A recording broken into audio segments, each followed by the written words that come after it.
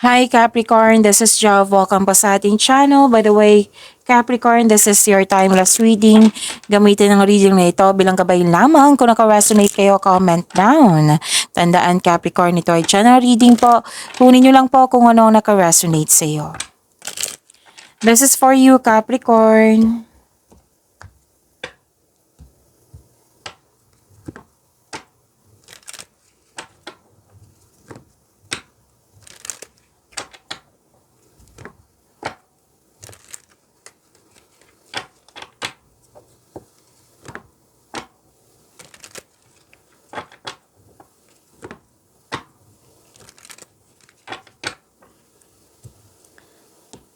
Para po ito sa iyo, Capricorn.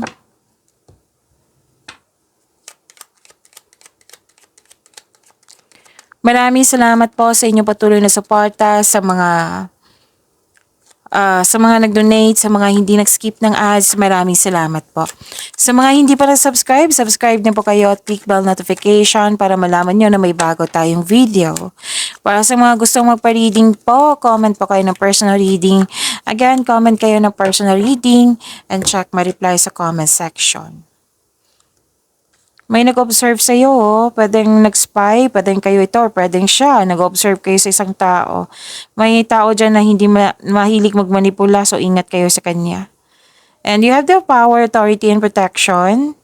May nag-uusap dito sa malaking business, sa career and finances. Good luck and good karma, things going your way. Oo, may happiness dito kasi may success and positive opportunities.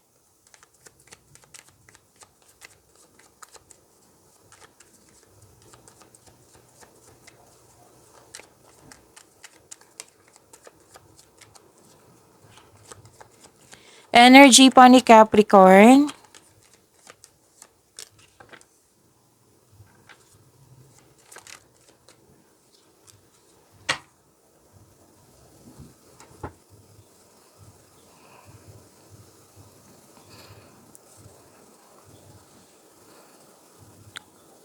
Okay, so this is power, authority, and protection. Sabi ng card niyo, magaling kayo na leader.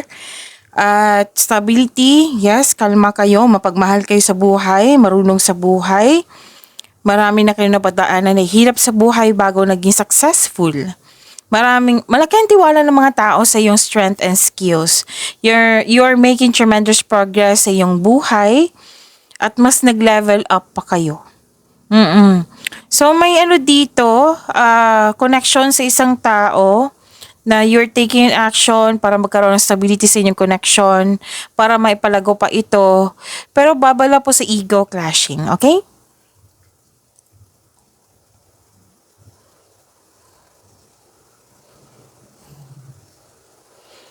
Nakikita ko rin dito, emotional stability, empathy. Mahinahon kayo. Oo. So, may tinignan lang ako saglit lang. So, nagsaset kayo ng boundaries or guarded kayo while being mindful of those around you. At, okay, dalawang card kasi nagsabi dito na stable na stable na kayo sa inyong buhay, lalo na sa inyong career and money. Stability ang nakikita ko dito. Actually, napahinto ko kanina kasi may nagsabi sa akin na may repeating number po, angel number 1414. So, this is balance and harmony. Granted yung manifestation mo. May new beginnings, may progress, stability, personal power, and wisdom. So, what to do when you see angel number 1414? Magstay focused kayo and be positive. Oo, keep a positive attitude and concentrate on your goals and your desires. And take action kasi may binigay sa iyo ng universe na kailangan mong bigyan ng aksyon para maisakatuparan yung pangarap mo sa buhay. So, find balance, be diligent in your work, iwasan nyo mag-overwork, sabi ng iyong card. And trust the process, makinig sa iyong intuition. And sabi ng iyong card na tinuturo ng universe ang right path sa iyo. So, kailangan nyo makinig sa inyong intuition. And embrace challenges, okay? Kasi Kasi dahil sa challenges na ito yung magbibigay sa iyo ng personal and spiritual growth.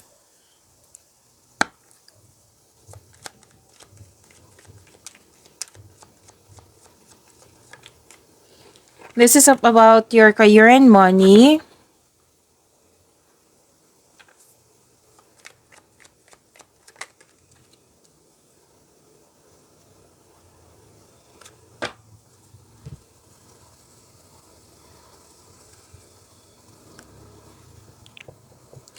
Okay, may nakita ako ditong advice from your card na mag-create kayo ng matibay na plano bago pumasok sa career or negosyo. Okay? Nagdadalawang isip kayo sa offer dito kasi ayaw mo magkamali sa iyong desisyon. Pero ang advice ng card dito na don't hesitate too long. Makinig sa inyong intuition, mag-create ng matibay na plano para makagawa ka ng best choice and best decision. At gumawa ng diskarte para sa iyong layunin sa buhay. At umiwas kayo sa toxicity, sabi ng yung card dito.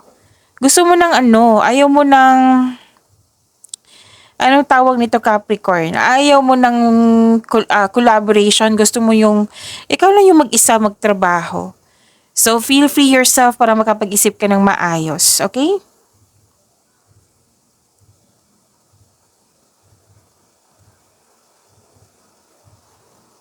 So, may ganap na negotiation, may contract, may deal, may agreement.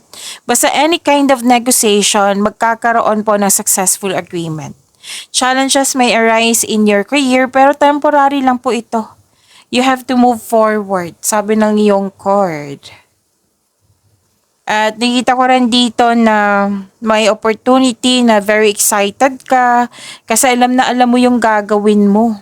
Oo, sobrang busy mo po. Tapos, may nag-expect Pwedeng may deadline sa inyong ginagawa or may nag-expect talaga.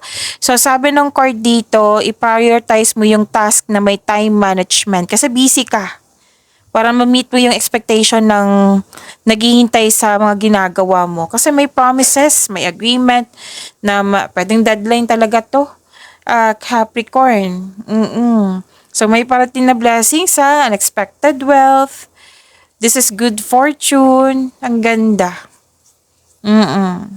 So, kung may conflict, magiging maayos na ngayon. Okay?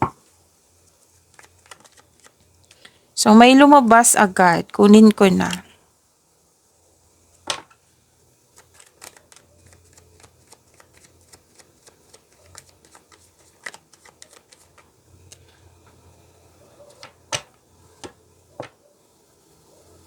Okay. Si Capricorn, nag-rest day, may balak magbakasyon or rest. Kasi pagod ka, nagkaroon ng stress or anxiety. Or pagod talaga. Sa mga single, ayaw mo munang makipagrelasyon, gusto mong i-priority mo yung sarili mo, at gusto mong, i-priority mo yung sarili mo, sabi ng card. Gusto nyong alone time, me time, okay? And para sa mga relasyon sa buhay mag-asawa, nakaramdam ka ng pagod or stress dahil sa hindi pagkakaunawaan, so nagput kayo ng space muna. So this card asks you to relax, calm your mind, and reflect. Tamang tulog, tamang meditation. Ang pagpahinga po ay magpahinga para makapag-isip ng mabuti, para makapaghanda at magpagaling. Okay?